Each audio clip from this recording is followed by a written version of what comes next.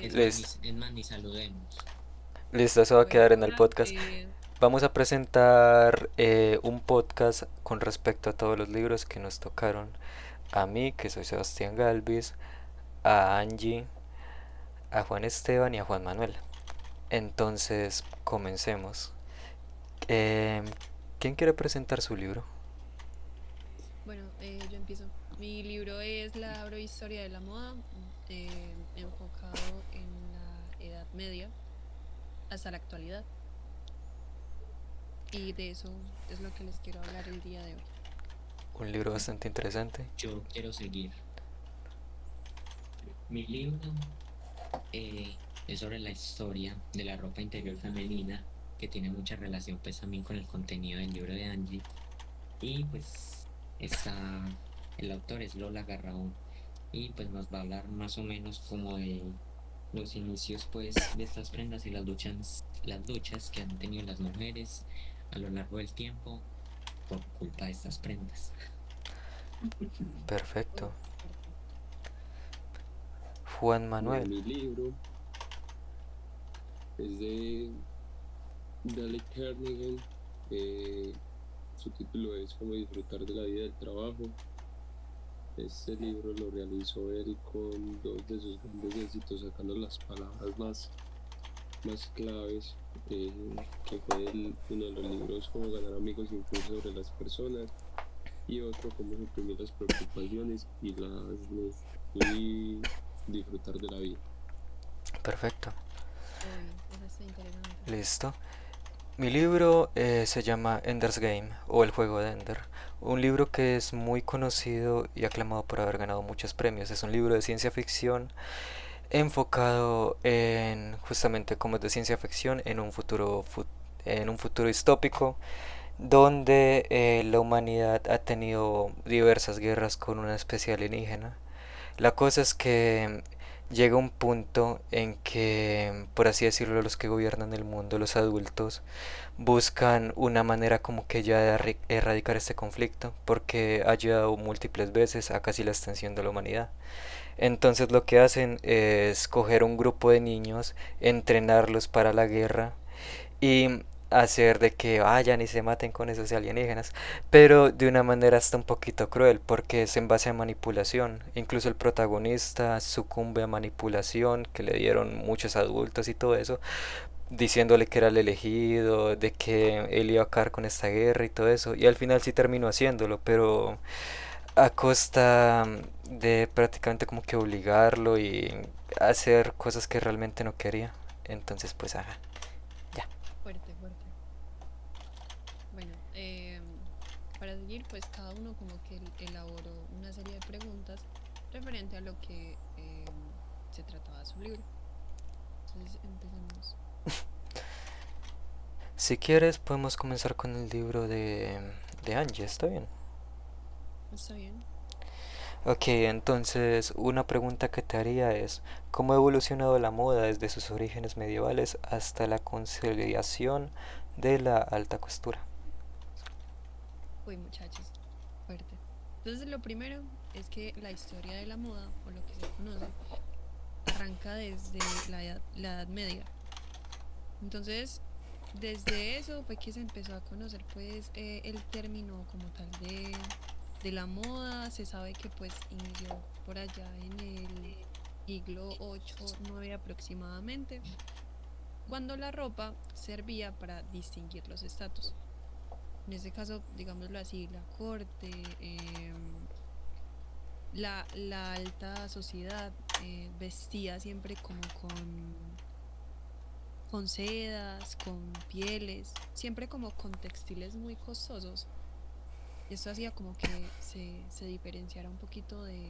De la clase, por así decirlo, más baja, como Exacto. los pueblerinos. Ajá. Bueno, Lo que pasa es que luego cuando entraron pues las ciudades o los pueblos, pues empezó a pasar pues algo muy curioso, y es la llamada moda de calle. ¿A qué se refiere esto? Es como que imitar los símbolos, digámoslo así, de este sistema, A ver, ¿cómo les explico yo de una forma más detallada? Básicamente es como que veían algo muy bonito cuando iban caminando, entonces querían replicarlo. Entonces esto hizo que pues se empezara a crear lo que es la tendencia. Me imagino que incluso Y también se podían inspirar de animales y cositas así, ¿sabes? Como cositas bonitas, como exacto, tú dices. Un pero era pavo. más que todo como cosas que vieran dentro del centro de la ciudad. Entonces Ah, empezó a ver, ya cuando se empezaron a implementar pues el tema de las tiendas y todo, fue como que desde ese momento en el que literalmente la gente utilizaba ese espacio como para irse a ver bien. qué bacano. ¿Cierto? Bueno, Curioso. Angie, ¿por qué está tan tiesa? Yo quería hacer un paréntesis ahí. Ya me voy, ya me Respecto a voy. lo que se dijo de, de que la moda, pues y todo eso, yo siento que pues para mí hay un referente que es pues como importante mencionarlo y es María Antonieta. Pues yo creo que pues a mi parecer ella como que pues revolucionó la moda, ¿sí me entiendes? De hecho en el Palacio de Versalles pues de hecho pues se sabe que ahí habitaba mucha gente, todas las personas como que trataban de imitar lo que ella hacía de cierta manera.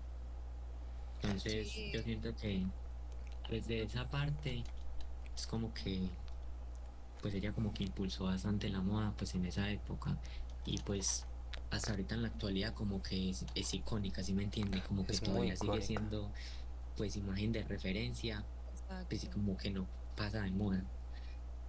Yo creo que ahí entra mucho lo que es la revolución del consumo, que es como que ella iba como con sombreros y cintas y guantes y todo muy, Sí, como muy sobrecargado.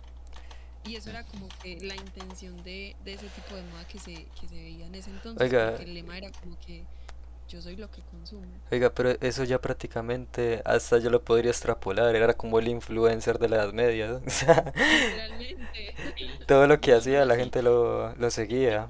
Porque, o sea, Pero como... lo peor es que, bueno, qué pena ahí. Lo peor es que, pues, las mujeres ni siquiera, bueno, yo creo que hasta los hombres no eran cómodos con esas prendas, sino que más bien era como por capricho, pues, como Claro, por aparentar, pues, ser ostentosos y es... todo ese tema. Porque esos, pues, esos vestidos tenían demasiado ornamento, Mm, la verdad es que sí. Y siempre era mucho como encaje, muchos demasiado. lazos, y aparte esos peinados, porque bueno, ahí también la moda no sería solo la vestimenta, sino también, pues, como tal todo el aspecto físico. Juan, pero Claro, las por la parte de cosas tu estéticas. libro que tú leíste que era de ropa interior y todo eso, ¿de pronto no trata también un poquito de esa... De hecho, sí, de hecho tiene mucha relación también pues con ese tema en la parte de los encajes y los lazos, Ok, porque pues entonces, en el libro mío se habla mucho pues como de estos dos objetos que se utilizaban mucho también como para demostrar como el estatus de cierta persona, como que quien los tenía pues era como que muy exclusivo por así decirlo, ¿me entiende? yo te quiero preguntar algo, Juanes.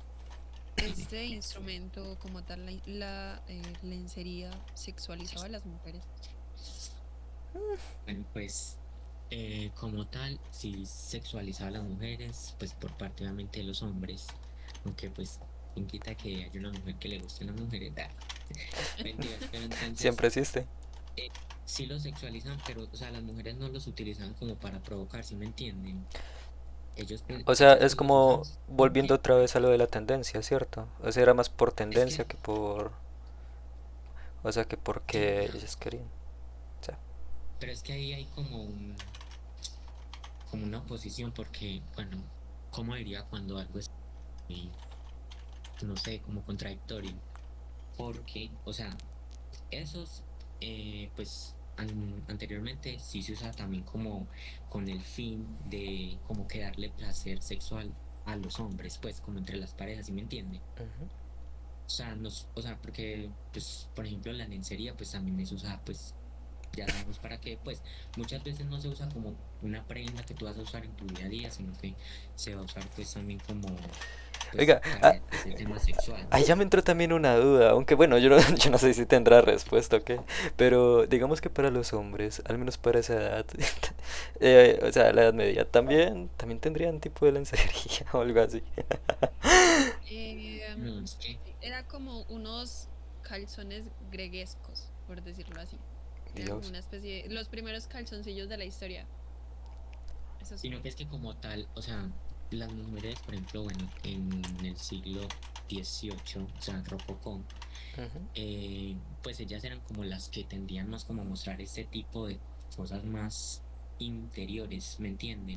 Como exacto. más sensuales. Los hombres pues eran como un poquito más recatados, pues que el chaleco, que los pantalones, pues no se destacaba como tal esas prendas interiores en los hombres. Claro, y me imagino que también sería mucho también por la parte de prejuicio, no sé si de pronto estaría muy remarcado, aunque pues sí lo veo un poquito por la parte de que pues un hombre, pues incluso hasta ahorita se le ve raro, o no sé, o sea, raro en cuanto a lo que opina la sociedad, pero me imagino que en esa época donde era más el extremo de las opiniones, de que si te gusta esto mal, si no bien, o sea, ya sabes, como que era más extremista absolutamente todo.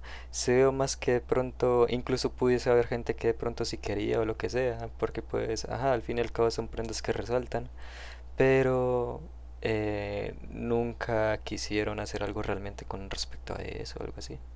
O sea, como que... Mm, Yo siento que eso pues también va como de la mano de los estereotipos, ¿me entiendes? Y de hecho pues actualmente también es como que, ay, la mujer tiene que ponerse la lencería, ¿sí me entiendes? Es como que la que tiene que seducir, Exacto. digámoslo así. Entonces, yo siento que, bueno, hay cosas que también cambiaron, por ejemplo, antes los hombres se maquillaban y pues eso no lo hacía femenino, sino que ya pues la sociedad obviamente es más diferente en la actualidad, entonces ya obviamente eso va a ser súper extraño. Pues no súper extraño, sino que no va a ser pues común, porque pues ya Claro. normalmente quienes usan el maquillaje son las mujeres. Aunque eso también depende mucho de la cultura, pero hablando en general, sí, todavía sí se sigue viendo con mucho Sí, prejuicio. o sea, bueno, estoy hablando más como de donde estamos ubicados en este momento, porque pues de pronto en otros lugares creo que pues Sáquenme de de mayor población Colombia. diferente y se ha visto diferente. Pero sí.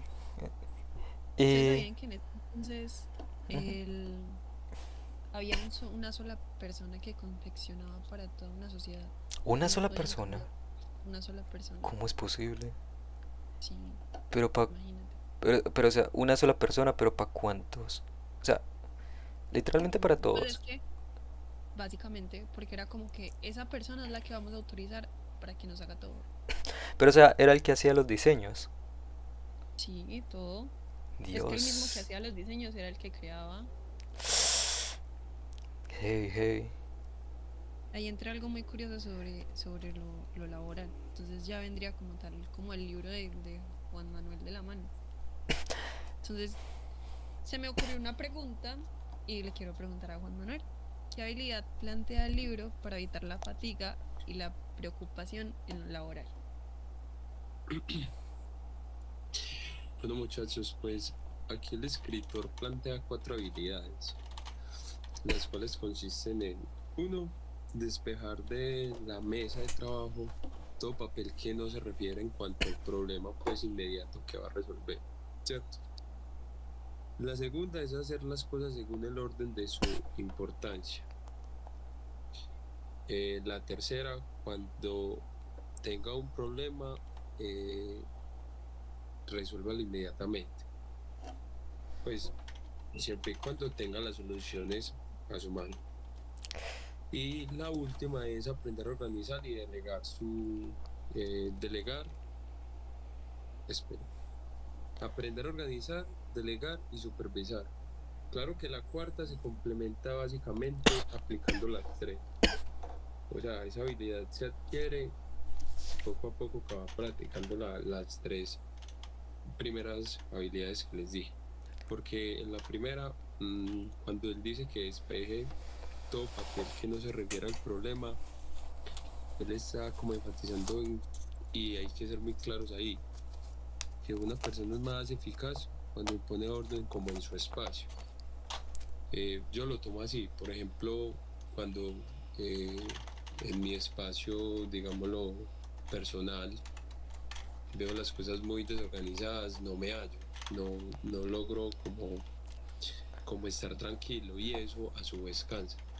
Entonces, Sí, pero es pero verdad. cuando impongo orden y organizo, me siento más tranquilo, me siento más empoderado, o sea, con más tranquilidad a su vez. Claro, el orden de la Y vida. esto en sí es lo que plantea el libro. Así es que Ujú. con esos cuatro hábitos que se empiecen a implementar, eso es una forma como para, primero, si es en lo laboral, hay que empezar a estar pues como organizado en cuestión con el trabajo. O sea, si usted se va a dedicar solo a un trabajo, no hay necesidad de que tenga otros trabajos puestos en su mesa porque pues al usted verlos o sentirlos cerca va a sentir como la presión de que, uy, tengo tantas cosas por hacer y va a perder como el foco de lo que verdaderamente debe enfocarse. Entonces, bueno, por ese punto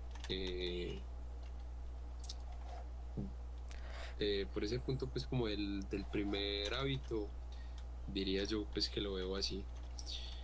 Ya por el segundo, hacer las cosas según su orden, no, su importancia es bueno, aunque pues es como, ¿cómo lo digo yo? Es como difícil de uno en el día decir, ve, la importancia de eso, vamos a ponerle un orden, O sea, por esa es parte complejo. incluso lo entiendo. O sea, uno generalmente, uno puede aplicar esas reglas, pero no siempre va a estar pensando en ellas. Creo que se basa más que nada en la constancia, en que uno como que las internalice, ¿sabes? Al menos así creo que lo veo. Sí, pues aunque no siempre pensamos en las cosas por el orden de su importancia, es fácil reconocer que cuando tenemos un plan a seguir, un orden bien estructurado, perdemos el miedo. Eh, Ay, parce, es que ¿cómo explico eso ahí? O sea, Inte- en sí, este hábito lo que quiere dar a entender es que cuando priorizamos las cosas y le damos un orden, siempre y cuando en base como a ese orden cada una tenga una importancia más que la otra, es más, es más gratificante como el día, se vuelve más ágil, se vuelve más cómodo como de vivir en el aspecto de tranquilidad. Es decir, la mayoría de las personas que son ricas, por así decirlo, esa gente, aunque uno no lo crea, o las que yo conozco, se levantan más temprano que una persona que no prioriza su día. Por eso no ¿Por soy qué? Porque rico, para ellos, ¿cómo? por eso no tengo plata. No, sí, porque para ellas es muy importante, o sea, para ellas es muy importante como priorizar o planificar bien su día para poder abarcar varias cosas, porque pues una persona que no planifique su día no va a tener en esos momentos como su enfoque en sí a qué va a llegar, o sea, no va a tener, va a El tener el punto de propósito. partida, pero no va a saber cuál es el punto de llegada del Sí, día, entonces, Eso es fuerte, es totalmente cierto. Porque creo que eso es lo eh, que la mayoría de nosotros también nos fallamos. Y es que sí podemos tener incluso... O sea, mira, eso lo voy a decir en una opinión personal. Yo ahorita en vacaciones, al no tener como que una obligación o a no tener que tener como que algo fijo, a mí me cuesta mucho organizarme. Me cuesta mucho seguir como que esas metas, esas cosas que yo tengo planeadas. Entonces todo lo que tú dices de que como las personas millonarias lo hacen y toda esa gente de éxito, es que siempre tienen como una rutina, tienen como algo ya planificado, una agenda.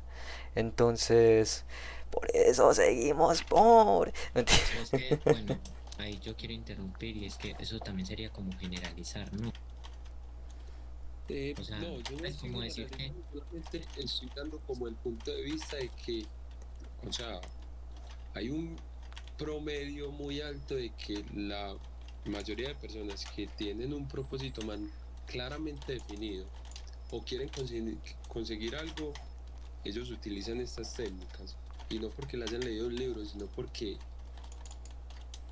o sea, pienso yo, les nace primero implantar ese orden. Y ya al implantar ese orden, eh, ellos crean como esa propia planificación y le dan importancia como a lo que verdaderamente van a hacer en ese día. Por ejemplo, un empresario, bueno, tiene que pagar nómina eh, X días. Él antes de que llegue esa nómina ya tiene que tener pues como cuadrado estipulado cuánto, o sea, cómo va a distribuir ese dinero. ¿Sí me van a entender? Pero Entonces yo por sí, ejemplo, digo, sí. eh, Pues, dale, sí. sí, bueno, no, porque Juanes dice que es generalizar. Pues no, o sea, tú decías como que hay la gente que tiene mucho dinero, pues es como No, de que hecho no No, es siempre. pero solamente la gente que tiene mucho No, dinero, pero sino escúchame, gente exacto. que pues, o también, sea, entonces, según lo que tú dices, pues no es tanto como el dinero, sino como más bien como pues el la entusiasmo gente de pues que trabajar, ¿sí me quiere entiendes? salir como Exacto. Cumplir sus de su metas. comodidad como para De igual poder tener manera, un logro a largo plazo. aunque de igual manera, pues eso no va a suceder siempre porque pues hay personas que pues en ese momento pues tienen muchas ganas de salir adelante, pues obviamente no se le van a dar las cosas.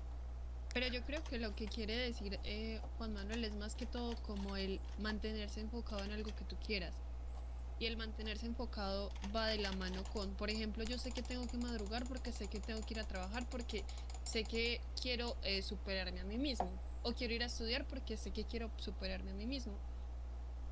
Pues es un ejemplo. Exactamente, por ejemplo, usted dice que una persona pues que no tenga, bueno, los recursos, o sea, muy difícil salir adelante, eso lo va a ayudar, o sea, este hábito le va a ayudar a esa persona a poder lograr su objetivo mucho más rápido que no teniendo el plan, porque, hombre, si yo, bueno, digamos, yo estoy estudiando desarrollo de software, Tramposa. obviamente, si yo quiero aprender a desarrollar más rápido, tengo que empezar a tener Disciplina. más disciplina y darle más como prioridades dedicarle verdaderamente tiempo a lo que verdaderamente pues como que tiene importancia con base pues a lo que estoy estudiando. Es decir, no solamente ir a la universidad, sino también en mis tiempos libres priorizar de mi tiempo como para poder ver videos educativos en base al tema o en algunos temas que se he perdido. Es solamente como uno planificar bien el día como para no perder el tiempo. Ujú. Yo creo que eso también va muy de la mano en esa parte, porque, a ver, cada cosa como que tiene su impacto, ¿cierto? Entonces, en Ujú. este caso también hubieron como prendas en ese entonces que pues generaron impacto. Entonces ahí entra, digámoslo así, como una pregunta para Juanes y es como que qué impacto han tenido, por ejemplo, las prendas interiores, que es lo que trata tu libro, en la sociedad como tal.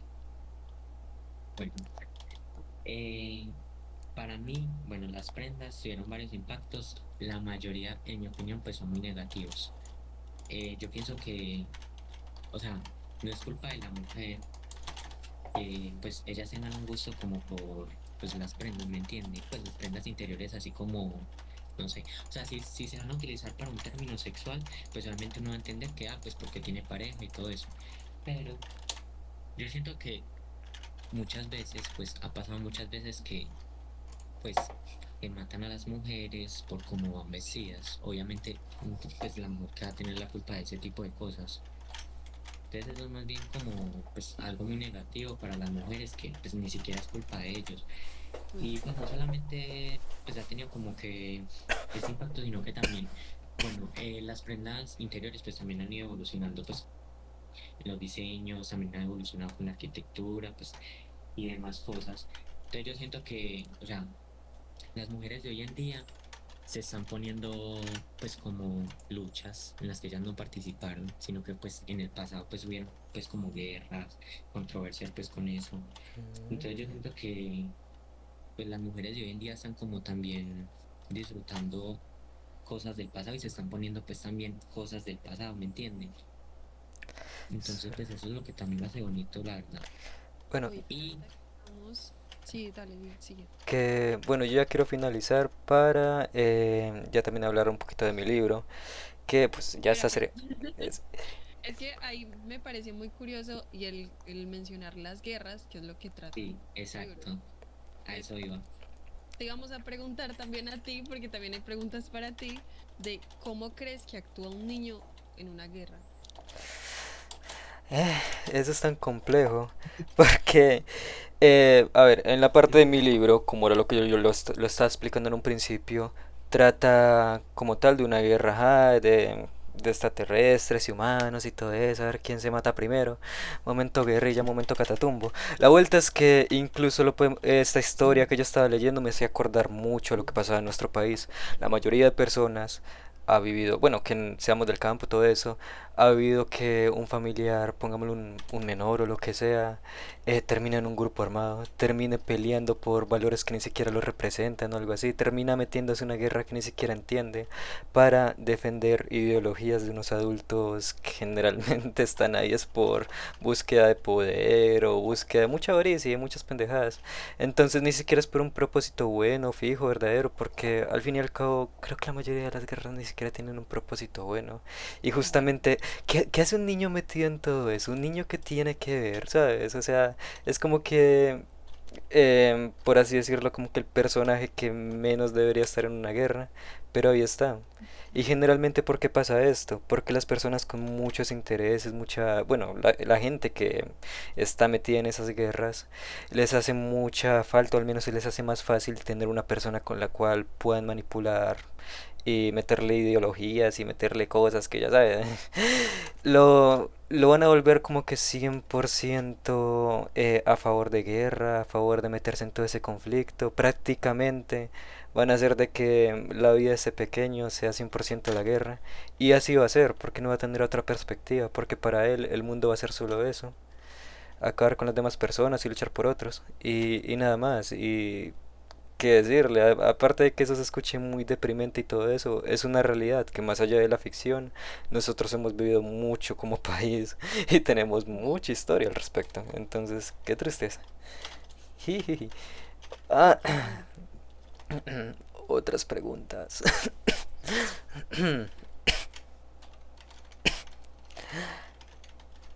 A ver,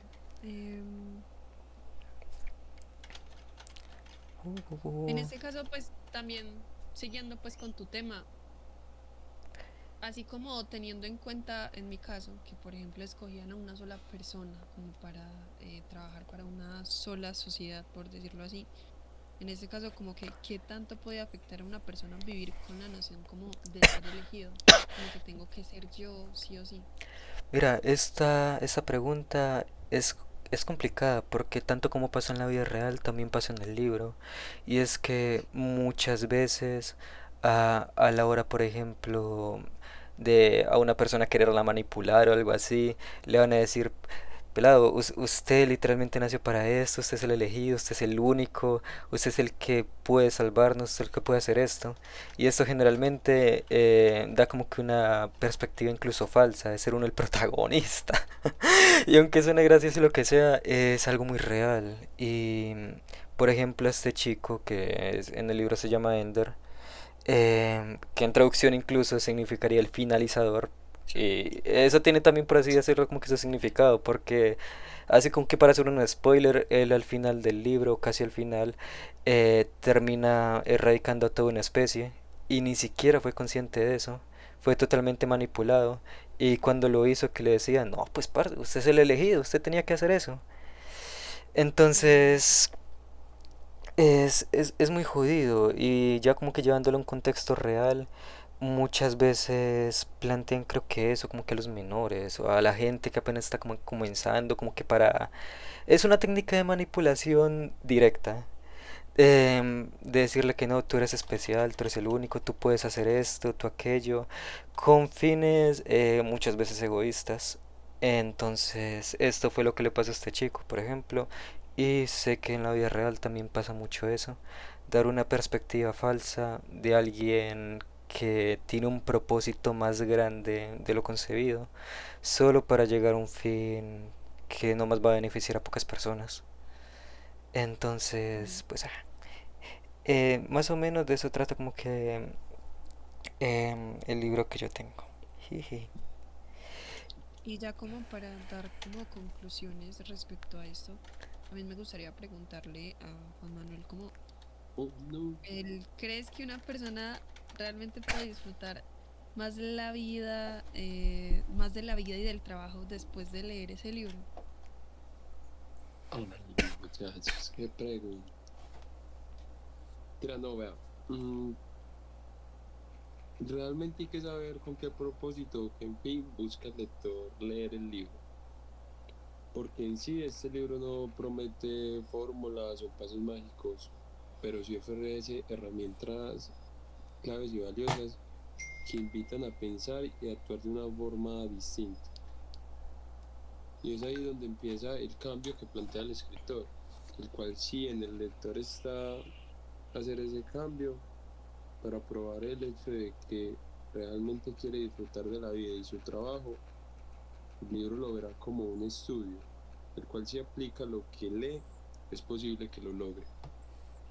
Obviamente, pues si él no va a aplicar y solamente pues quiere como leer y saber de qué trata el libro y no le da pues como esa importancia o ese propósito que él busca, es muy difícil que lo logre, pues eso diría yo.